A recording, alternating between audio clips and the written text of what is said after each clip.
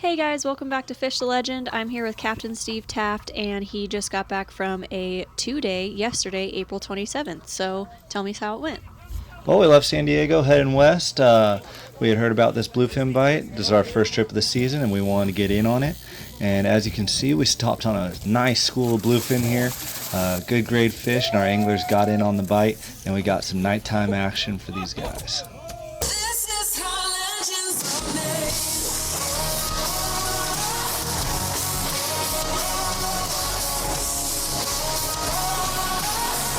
how legends are made.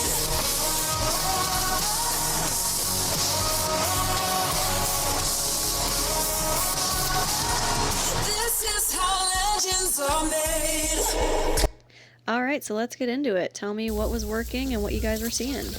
Yeah, so this was an AM departure. We got out there and we kind of rolled into the zone right as it was getting dark. So it worked out perfectly for us. Right when the sun got down, started hearing a few scratches, single, double fish on the sonar. And then finally we got on a school, the very first stop. We ended up hooking like 15 fish right away. Guys were using like 250 to 350 gram lures. Like the standouts were the tungsten, 300 gram tungsten, and Daiwa SK jigs on this trip. And now, usually early season is pretty crappy weather, so the fact that you're able to get away with a 300-gram jig is pretty impressive. So how was the weather out there? Yeah, we weren't drifting too quickly. They were able to get down the zone, but the fish weren't spectacularly deep either. Most of the time the fish were like 250 to 350 feet. Not too far down there, and they were just really willing and cooperating and sticking with the boat well. So did you have like how many stops for the night, or was the school moving pretty fast? We had a few stops, but the one stop where we did the most damage, the school stuck with us for a long time, and guys were able to catch multiple fish during the stop, and we were able to do some damage.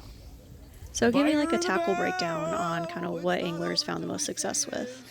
Yeah, most of our guys are using rail rods here, 2-speed reels, and we suggest anglers use at least 80-pound tests that were out there fishing this night. Everybody had heavy setups. We had some available on the boat for guys that did not. A few of the guys were using like the speed jigging setups as well.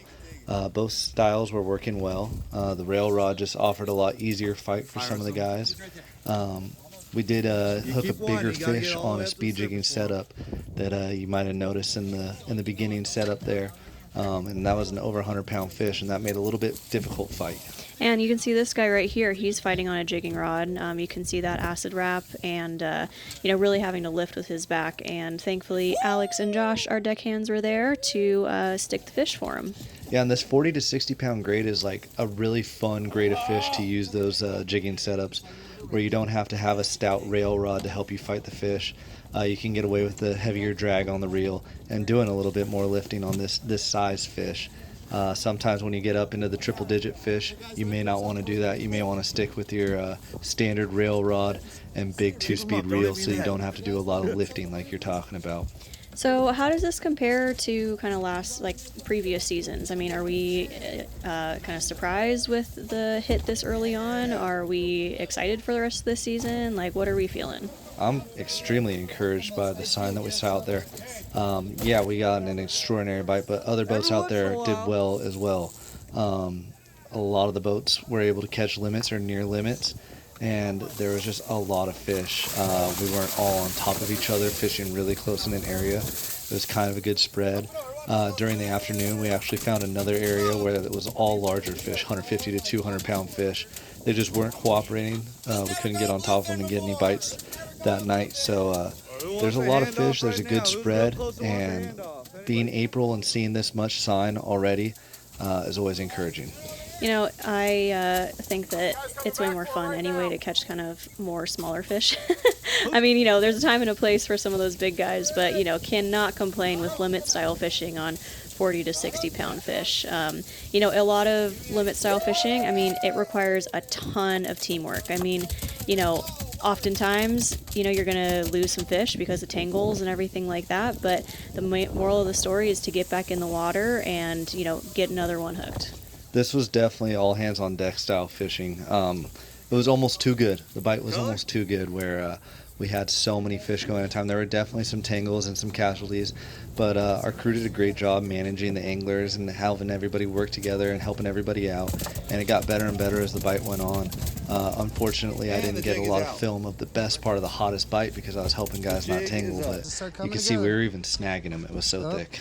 And we have some footage here from one of our deckhands, Alex, on his GoPro, so you kind of get a cool point of view with, you know, what a deckhand's night looks like when it's pretty much wide open, helping people untangle, helping guys just kind of coach them through, you know, because it can be really overwhelming, right? When you're just so focused on your fish and winding and making sure that you're maintaining that tension that you kind of forget to move, you know, side to side or follow your fish. So, you know, it's really common, you know, when you hear on the boat, like deckhands yelling at you, follow your fish, follow your fish. They're not saying it to be mean. It's just that a lot of guys, you know, kind of get stuck in that zone, and it's super important, especially on a wide open bite when you have, you know, half the boat hooked up to follow your fish. Yeah, and this is some good GoPro footage from him, and it's a cool different view for us to go over on the channel, because you do get to see a little bit of what a deckhand's looking at. Alex actually wasn't even working on this trip. He came to fish, but the bite was so good that he had caught a couple, and he decided to help out with the gaff because we were all running around gaffing fish so quickly. And you guys can just kind of see the other side of fishing here, where he's helping anglers, telling them over, under, you got to step through. You're hearing people yell gaff for him, and he's trying to communicate with them that he can't come right that second because he's gaffing this fish here. So you got to wait a second and just work together, and it's just really showcasing the teamwork of sport fishing and why it is a sport. Absolutely. I think the biggest thing, biggest lesson when it's crazy like this and a deckhand can't quite get to you with the gaff yet, the number one thing is to keep that fish's head in the water. You know, if you lift it up, there's a really good chance it's going to shake, and it's going to shake that hook out of its mouth, or the line could snap.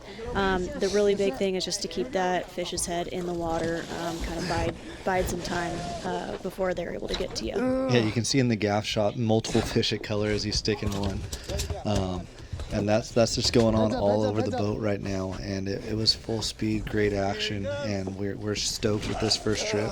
I think all our anglers were completely stoked as well. Everybody went home with their limit of bluefin, and we're looking forward to the next trip and being able to showcase and get some more action on the channel for you guys. Please leave us some comments, what you liked, what you want to see, or what else we can do, and we look forward to seeing you guys out on the water here soon. Yeah, it's not too late to book a trip. We definitely have some openings this early season, and as the season goes on, it gets harder and harder just because more and more people tend to be booking up. So take a look at our schedule. Yeah, you guys can find it online at hmlanding.com. You can also follow the boat at Legend Sport Fishing on Facebook or Instagram, where we will do live check-ins every once in a while to let you guys know what's going on in the moment. This is how legends are made.